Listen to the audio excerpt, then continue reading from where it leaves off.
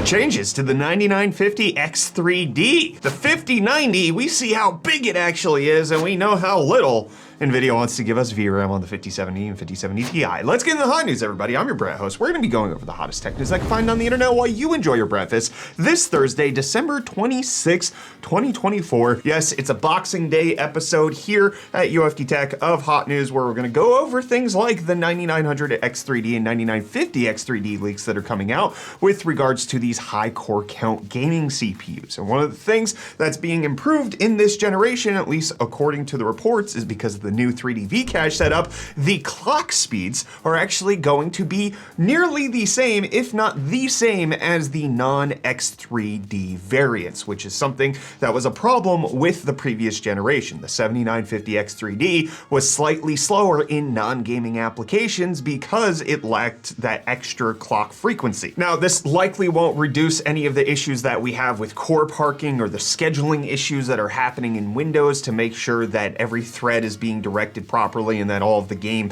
activity is taking place on the CCD with 3D V-Cache. But according to the leak, the Cinebench score, the synthetic performance benchmark, it's basically at single-threaded and multi-threaded, it's a 9950X, which begs the question, how much is this thing gonna cost? Because we do see the precedent with this generation. 9800 X3D is $150 more than its comparable non-X3D 9700X variant. The 9900X is actually cheaper than the 9800 X3D, so is the 9900 X3D, in order to not cannibalize the sales, gonna be at like that $549, $579, maybe $599 price point, and then the 9950 X3D, $699, potentially $799. I don't expect these things to come cheap, but it is good to hear that with AMD's advancements in 3D V-Cache, that gaming is getting better on these chips. I love to see the advancements and the things that AMD's doing on their CPU side. But speaking of gaming getting better, you should definitely check out today's video sponsor, Falcon Northwest, because if you want to take your gaming to the next level and get a custom system for yourself, Falcon Northwest is the pre-built company to do that. They've been in the industry for a long time, longer than most of the employees here at UFD Tech have been alive, and barely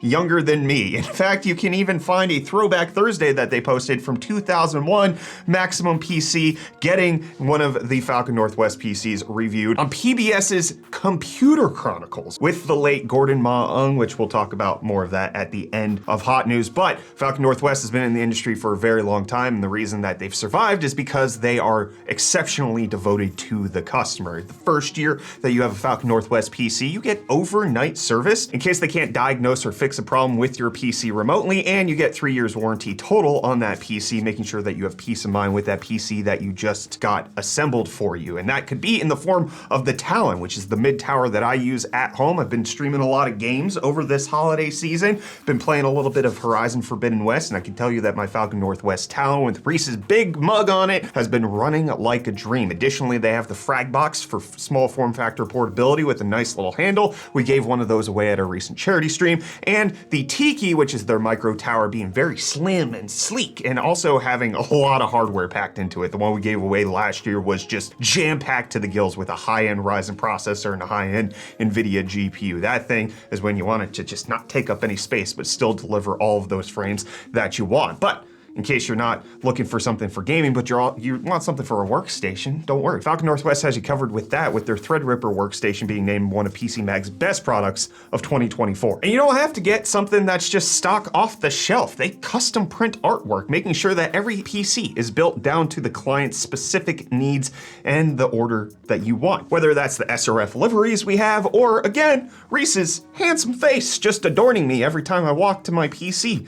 Love it. They're there for you in the beginning, making sure that your PC is set up for you. They're there for you during the duration, making sure that your service is covered. And they also make sure that they're staying up to date with issues that are going on with the hardware manufacturers, Intel's issues, NVIDIA's issues. They'll send an email. They'll make sure that you know. They'll diagnose it on their side before all these PC part manufacturers are getting the word out on what to do. Falcon Northwest has already been diagnosing it themselves. So check out Falcon Northwest and any one of their PCs at the link in the video description. Big thanks to them for sponsoring today's video. I like to celebrate whenever PC component manufacturers do something different, right? Falcon Northwest is lovely because they make sure that they customize PCs. And one of the things that I really liked about ASRock's live mixer motherboards is that they were fun. The B650 live mixer, as you see right here, just exciting, exuberant, jubilant, if you will. Additionally, the Z790 just looking like a smattering of fun. But I have sad news, which is that ASRock has given up. Their B850 live mixer looks like boring corporate nonsense. This looks like you could put a Ryzen AI Pro Max Plus CPU in there because it feels like marketing got the best of them. Not fun, not the childlike wonder that this holiday season's all about. ASRock, I'm not buying one of these live mixer motherboards. I bought a live mixer board before because of its fun color scheme, and now I got nothing there. I'm sure it's a good board, but the live mixer was supposed to be the fun one. But Blurbusters is definitely one of the fun ones because they've come out with a new filter that you might want to smack on your gaming. Blurbusters is most prominently well known for testing latency, blur, ghosting with panel technologies. You might have seen them in a monitor review that's come across this channel or others. And they've come out with a new CRT filter that is better than black frame insertion for reducing, say it with me, motion blur, because they are the blur busters. So they released this over on GitHub.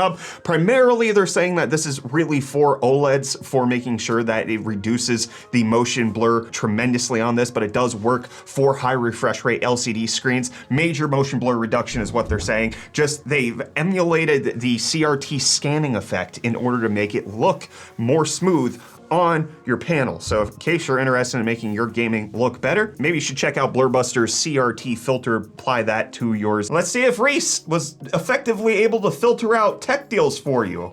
Curious if he has or not. Yo, welcome back to UFD Deals, bringing the hottest tech deals out on the internet. Hope you guys had a good day yesterday, and I've got some good deals for you guys today.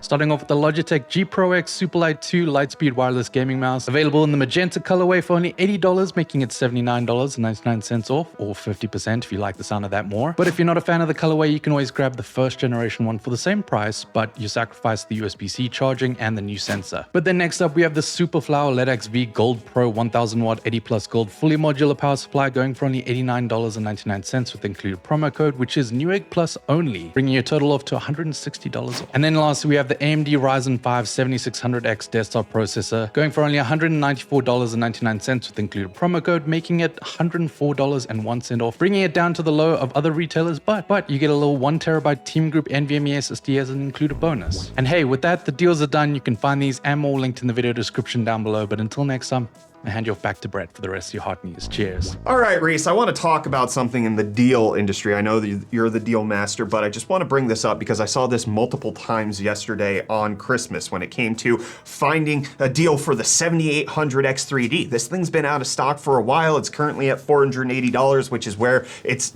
successor is supposed to be priced at, so it didn't make a lot of sense. But I'm bringing this up because I saw multiple prominent tech outlets promote this deal when it is, in fact, a scam. And I just want to educate the viewers on how to spot stuff like this, all right? WCCF Tech tweeting out 7800X3D is down to its second lowest price on Amazon.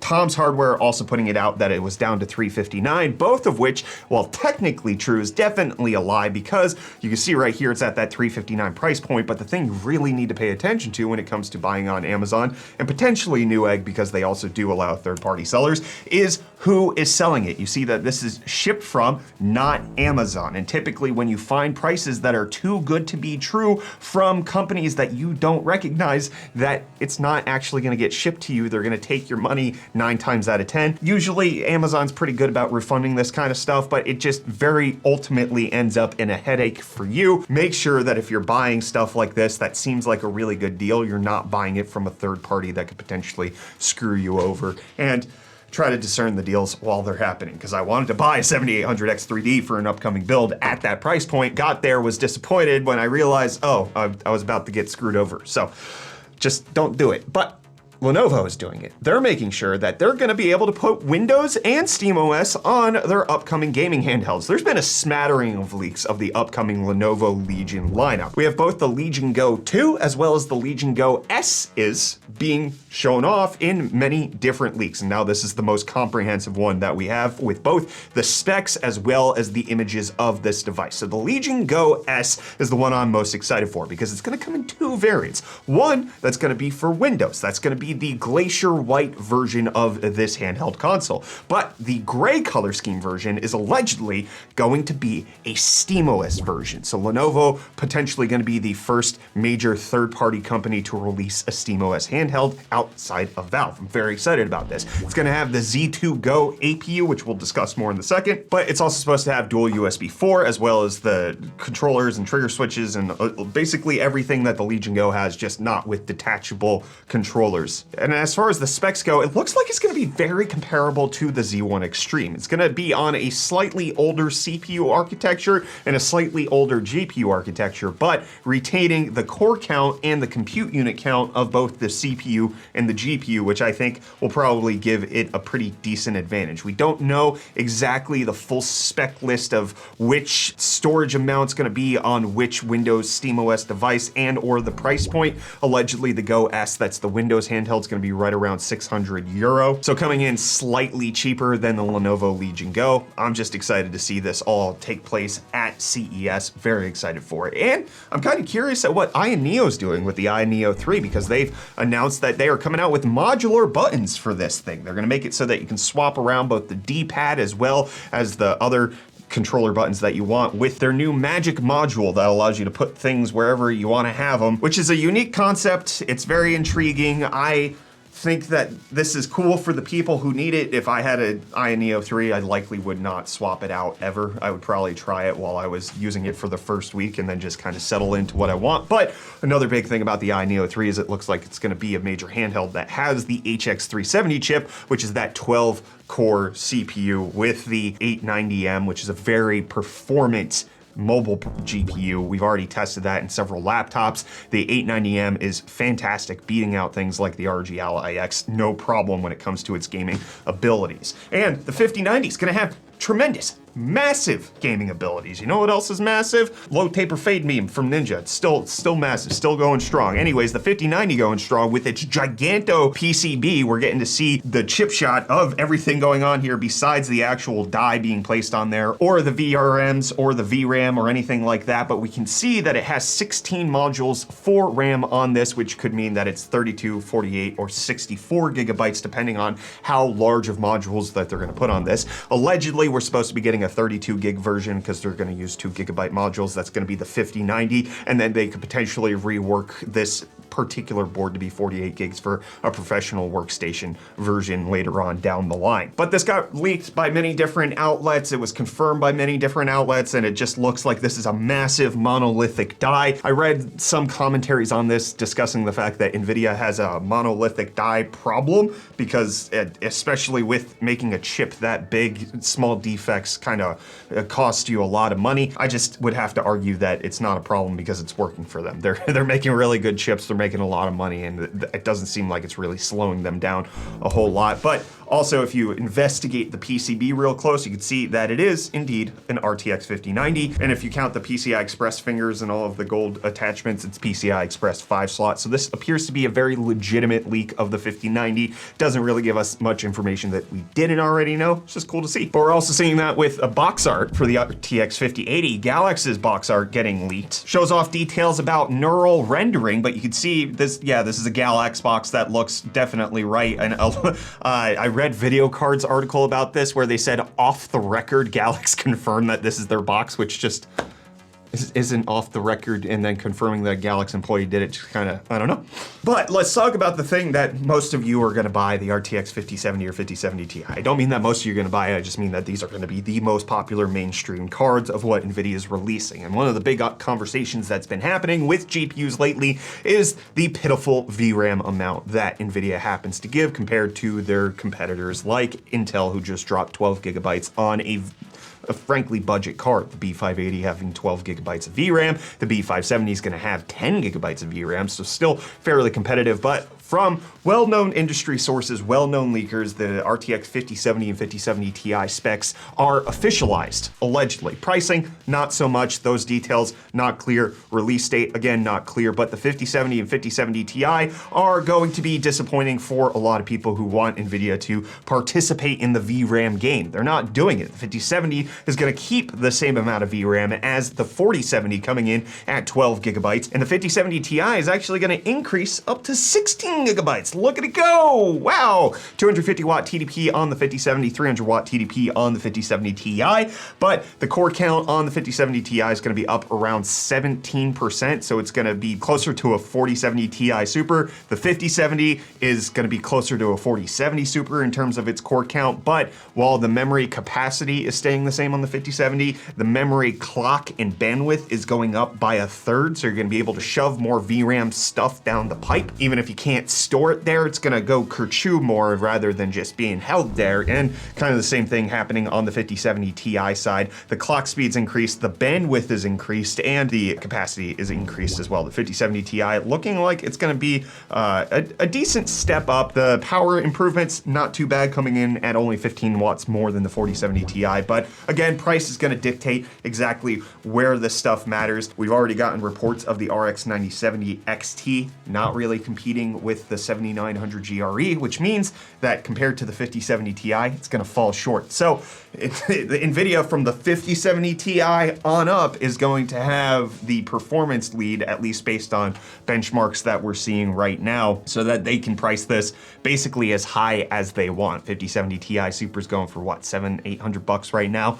Well, what's to stop them from putting the 5070 Ti there? $800 for that, $1,000 for the 5080, and then, you know, $2,000 for the 5090, probably $1,200 for the 5080. They're going back to the original pricing of the 5080, especially again with AMD not really competing at that top end. They're not going to have the pressure that they did with the 40 series. The 4080 lost $200 when it went to the 4080 Super, got a price cut, but the reason they did that was because the 7900 XTX was wiping the floor with that particular card. At $1,000, getting the XTX versus the 4080 was a no-brainer, and then especially even when the 4080 Super launched at $1,000. The XTX dropped to like $700 sometimes on sale. And again, just a no-brainer when it comes to price to performance there. But 5070 Ti, 5070 looking to be disappointing for the VRAM hogs. You're not going to be able to play Indiana Jones at the resolution you want. And I definitely do not want to be talking about this. We're going to jump into comment response. But as many of you have probably heard, an industry legend happened to pass away over this past weekend. Gordon Ma-Ung of PC World, Maximum PC, and many different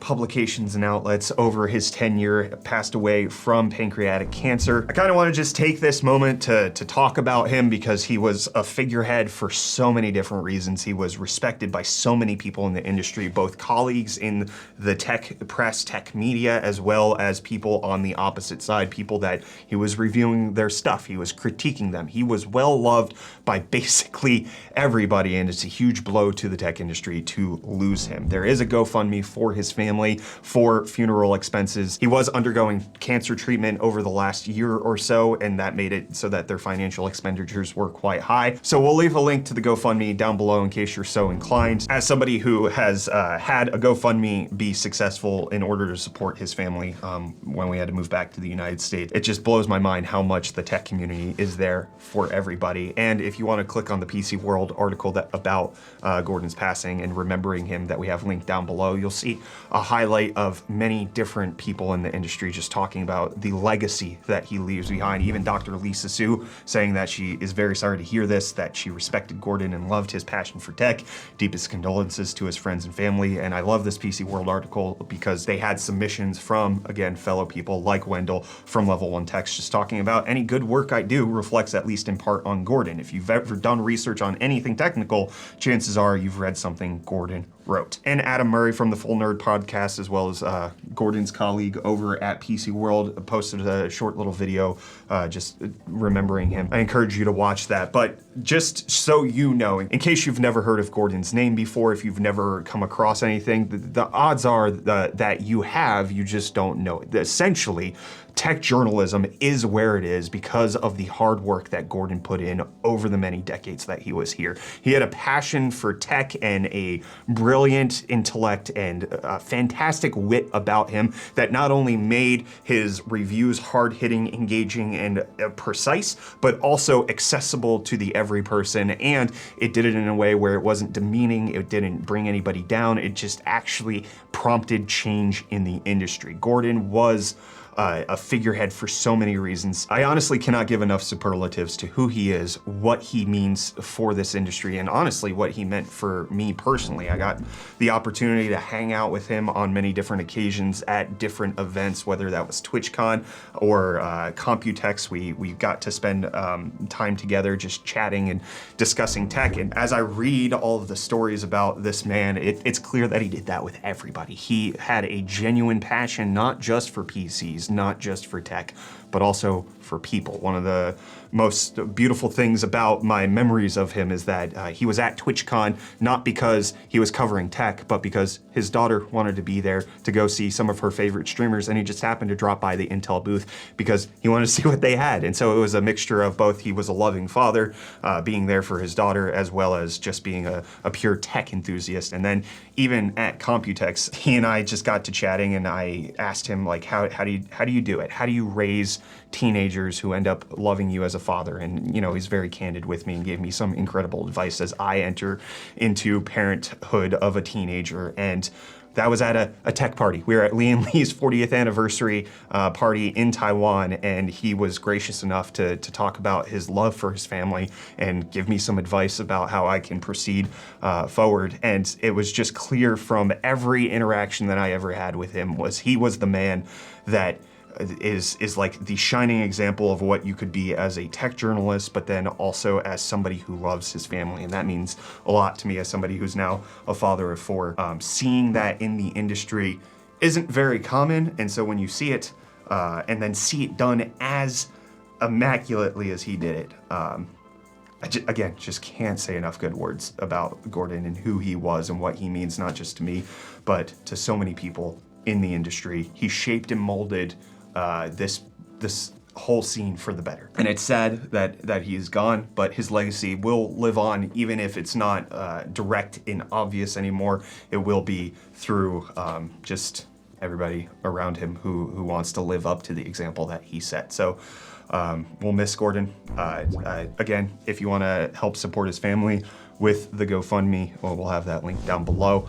If you have a favorite Gordon story, please leave it in the comments. I'll react to that in tomorrow's episode of Hot News. But I also know, based on my interaction with Gordon, especially in his final year where he knew he had a terminal diagnosis, he still was on the Full Nerd podcast. He was still ripping away at stuff for PC World. That man loved tech, and even in his last few months, he made sure that he got to enjoy the tech. So let me continue in that spirit. Let's enjoy the tech. Let me read your comments from Tuesday's episode of Hot News. We got Unstoppable Box saying, as an engineer at AMD, the marketing team makes me want to cry. I get it. I get it. You know, I've heard the only positive argument that I've heard for the RX 9070 XT versus the RX 8800 XT is that it helps to eliminate confusion from their CPUs and GPUs, right? Like we currently have 7600 and 7600 both in CPU and GPU. This eliminates that. That's totally fine, but they didn't have to rip off NVIDIA to accomplish that. They had a naming scheme that they were doing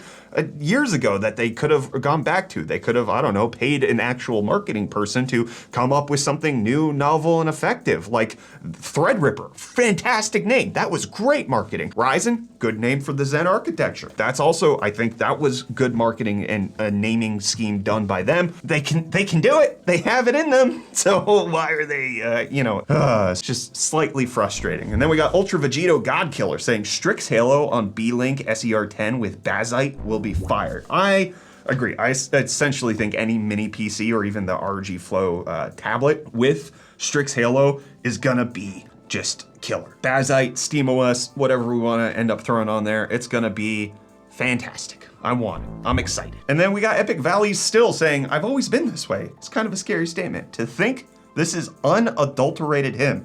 Thank goodness he's not on the PEDs. No performance enhancing drugs for me. This is just my on-camera personality. I'm not typically like this in a day-to-day life. Talking about the story with Gordon, when I'm at a party, I would rather sit in a corner and chat with like-minded nerds than be boisterous and exuberant and make sure that I'm talking really fast. It's not who I am in interpersonal dialogue, but definitely when I'm trying to deliver you the tech news, get the heck out of here. That's how I do it. And I hope that in the future, I do it as greatly and effectively as Gordon did it. Remember him fondly. Again, GoFundMe down below in the description. Thank you, Gordon, for everything you did for this industry. I'll be back with more of the hottest tech news tomorrow, and I'll see you then.